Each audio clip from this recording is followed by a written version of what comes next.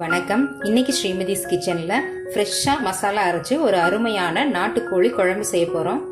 இந்த ரெசிபி செய்யறதுக்கு 1/2 கிலோ அளவுள்ள நாட்டுக்கோழிய மஞ்சள் அப்புறமா கல்லுப்பு எல்லாம் போட்டு 2-3 தடவை நல்லா சுத்தமா கழுவி எடுத்து வச்சிருக்கேன். குழம்புக்கு மசாலா அரைக்கிறதுக்கு என்னென்ன பொருள்கள் வேணும்னு சொல்றேன். 1 டீஸ்பூன் ஜீரகம், 1/2 டீஸ்பூன் மிளகு, 2 டீஸ்பூன் தனியா, 1 கொத்து கருவேப்பிலை இலை, ஒரு சின்ன துண்டு பட்டை, 1 டீஸ்பூன் சோம்பு, அப்புறமா 5 காஞ்ச மிளகாய் எடுத்திருக்கேன். மிளகு கொஞ்சம் அதிகமாக எடுத்திருக்கனால நான் காஞ்ச மிளகாய் கொஞ்சம் கம்மியாக எடுத்திருக்கேன். இது ரொம்ப காரமான மிளகாய். உங்கள் காரத்துக்கு தகுந்த மாதிரி நீங்கள் மிளகாயோட அளவை அதிகமாகவோ கம்மியாகவோ சேர்த்துக்கோங்க. இப்போ ஒரு பேனில் நம்ம எடுத்து வச்சிருக்கிற மசாலா பொருட்கள் எல்லாத்தையும் சேர்த்துக்கலாம். ஸ்டவ்வை மீடியம் ஃப்ளேமில் வச்சுட்டு இது ஒரு 2 நிமிஷம் நல்லா வறுத்தெடுத்துக்கலாம். இப்போ 2 நிமிஷம் ஆயிடுச்சு. நல்லா வாசனையோட கலர் மாதிரி வறுபட்டு வந்துருச்சு. இதை நம்ம தனியாக எடுத்து ஆற வச்சுக்கலாம்.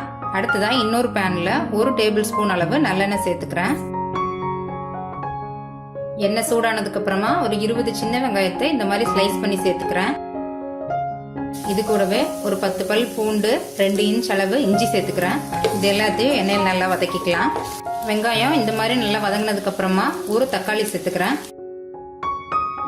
இது கூடவே கொஞ்சமா மஞ்சள் தூள் சேர்த்துக்கிறேன். தக்காளி சீக்கிரம் வதங்குறதுக்காக கொஞ்சமா உப்பு சேர்த்துக்கிறேன். இது எல்லாத்தையும் நல்லா கலந்துட்டு தக்காளி நல்லா சாஃப்டா வெந்து வர வரைக்கும் வேக வச்சுக்கலாம். இப்போ ஒரு 2 நிமிஷத்துலேயே தக்காளி நல்லா சாஃப்டா வெந்து வந்துடுச்சு.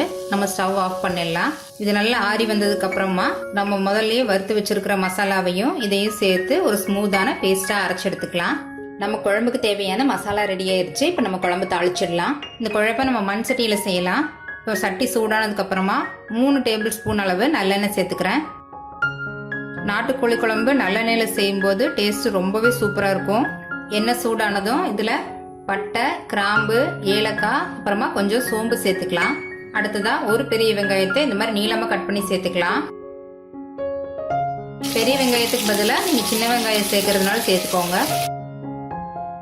இது கூடவே ஒரு பச்சை மிளகாய், கொஞ்சமா கருவேப்பிலையில சேர்த்துக்கலாம். லேசா வதங்கினதுக்கு அப்புறமா நம்ம அரைச்சு வச்சிருக்கிற மசாலா பேஸ்ட் சேர்த்துக்கலாம். இதை எண்ணெயிலேயே ஒரு 2 நிமிஷம் நல்லா வதக்கி விட்டுக்கலாம். 2 நிமிஷம் எண்ணெயில நல்லா வதக்கினதுக்கு அப்புறமா நாட்டுக்கோழி சேர்த்துக்கலாம். இந்த ஒரு தடவை நல்லா மசாலாவோட மிக்ஸ் பண்ணி விட்டுக்கலாம்.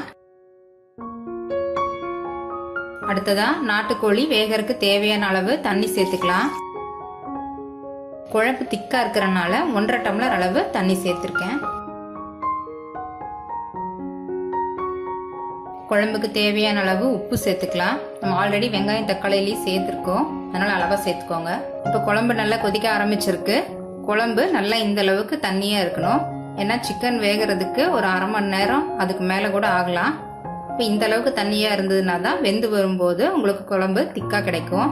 இதை மூடி வச்சுட்டு ஒரு 1/2 மணி நேரம் நம்ம நாட்டுக்கோழியை வேக வச்சுக்கலாம். ஸ்டவ் மீடியம் ஃப்ளேம்லயே வச்சுக்கோங்க. நடுவுல எடுத்து அப்பப்ப கிளறி விட்டுக்கோங்க. 40 நிமிஷம் ஆயிருக்கு. நம்ம போட்ட எண்ணெயில நல்லா பிரிஞ்சு நாட்டுக்கோழி நல்லா வெந்து வந்திருக்கு.